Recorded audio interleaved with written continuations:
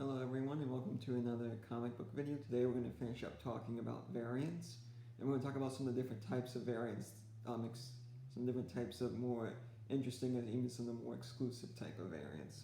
So today we're going to start by talking about shop variants. So what these are is there are some of the major comic book shops or chains, even some of the online stores. What they'll do is one of the things that some of the companies have started offering is that if you order so many books, you can actually get an exclusive cover just for your shop. And so, but we're talking about large amounts. So we're talking about a lot of times you have to order in the hundreds, even thousands of copies before Marvel or DC or someone will allow one of their artists to do an exclusive cover. So a lot of time, like I said, these are only a lot of the major shops who do this. So I brought an example today. This is a Thor #1, a Lucio Perillo variant from Unknown Comics. They're a online shop that specializes in like these types of exclusive covers. And this is actually also a Virgin variant. You can see because there's no writing on it. And this is actually one of 600 copies. It even comes with a certificate of authenticity to show that it is one of the exclusive variants. And that's one of the 600s. But this is the type of thing you can buy.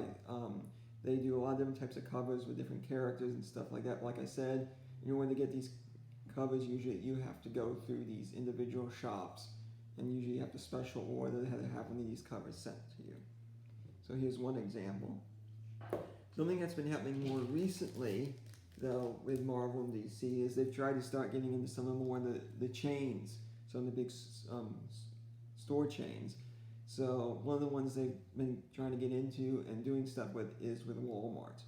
So one of the things they've been doing is they've been you can get these packets of comics which have like 3 or 4 issues in them. Sometimes they're just mostly just reprints or extras they have, but other times they have been doing exclusive covers or even exclusive stories. For instance, this is Giant Batman #1. This is a Walmart exclusive.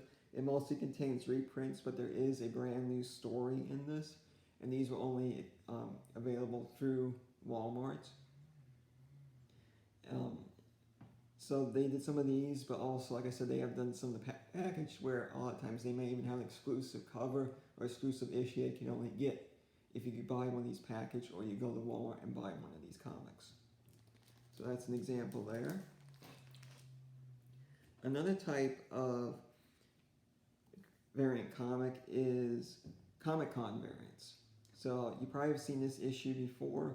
I've showed it before, but this is Star Wars Tales of the Jedi Dark Lords of the Sith #1, and this is a exclusive to the San Diego Comic-Con from 1994.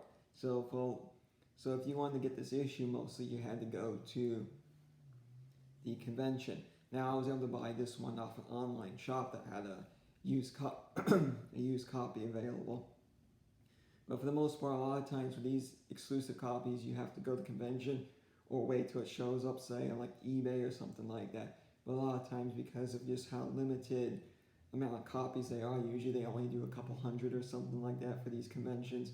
They're hard to get, and they can be kind of pricey. So just so you know too, this is also what's called an ash can variant. Ash cans have actually been around since the 30s or 40s. What they mostly used to be was a very cheap copy that a comic book company threw together to send to the trademark office to get the characters and the comic titles trademarked before somebody else did. Or they would also sometimes use them to show off to potential retailers or maybe distributors and stuff to get them to carry their product. So usually there was only a couple of these made, of these old ash cans. Well, in the 90s, during the whole speculators market boom, it became a type of variant where usually you had a black and white cover, and they would tend to be sometimes even a little more like a booklet or something like that. Now this one is a full-size comic.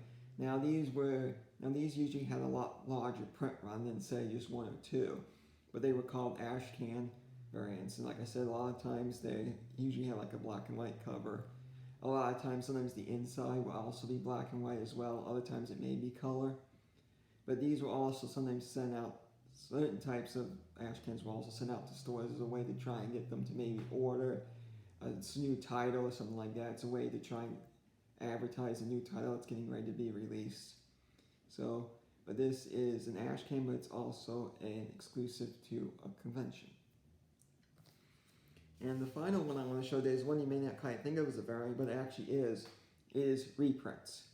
So these are really big right now. If a book in a title sells really well and sells out, the comic book companies may ask to have a reprint done. And so these are actually considered variants. A lot of times the cover may be the same. Other times they may actually change the cover for the reprints. But usually they'll do something to try and distinguish it. For instance, this is Batman 89. This is the second print. The first print, the DC logo box right here, would actually be in purple for the first print. For the second print, it's in red. So they may do some minor things to try and showcase that's a different print. Other times, if you open up on the inside with the credits, you'll say that's a second print, third print, something like that. They may change the coloring. You can also tell sometimes by the barcode. Down here it has a 2. If it was the first print, it would have a 1, but since it's the second print, it has a 2.